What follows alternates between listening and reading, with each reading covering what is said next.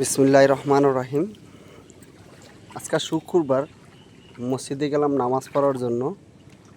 অনেক কষ্টে গেলাম, চারিদিকে পানি, পরিস্থিতি খুবই খারাপ। কিন্তু ওইখানে নামাজ পড়ে বাইর হইলাম, আমার হাতে ধরে দিল একটা কারেন্ট বিল। দেখেন, একটা কারেন্ট বিল ধরে দিল। তো আবার এত বন্যা, এত বৃষ্টি, ঝড় যাইতেছে, মাগার সব মাপ পাইলেও মানে কারেন্ট বিলের থেকে মাপ পাইবেন না। এই বন্যার ভিতরে কারেন্ট বিল, এখন এই যে বিল ধরায় দিয়ে গেল, তাদের বিল না দিলে আবার তো সামনের মাসে সুদ সহ এই যে বিল ধরায় দিয়ে গেছে। কিন্তু আমরা ফানি অতিক্রম করিয়া কত কষ্টে করে নামাজ পড়তে গেলাম, এখন এই বিল দেওয়ার জন্য আবার সাগর পাড়ি দিয়া যাইতে হইব বিল দিতে।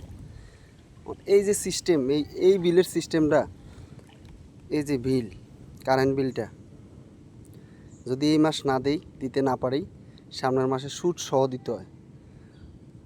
অনেকজনে বলে যে সুদের ব্যবসায়ী নাকি বাংলাদেশে ডক্টর ইউনূস, অনেক মানুষের কথাই বলা হয়, বড় বড় নেতা কর্মীদের কথা, সুদের ব্যবসায়ী ডাক্তার ইউনূস নাকি সুদ আনছে।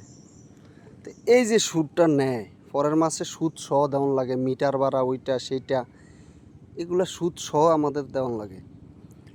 এইটার কোনো দিন একটা প্রতিক্রিয়া শুনলাম না যে এই কারেন্ট বিলের সুদটা যে মাফ করে দাও, এটা তো দিই নেই।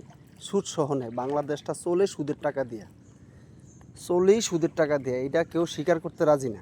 স্বীকার করলে যে নিজেদের মধ্যে মানে আসবে, স্বীকার করতে রাজি না। দেখেন বিল ধরে দিছে। এ বন্যার ভিতরে পরিস্থিতি চান, দেখছেন পরিস্থিতি দেখেন।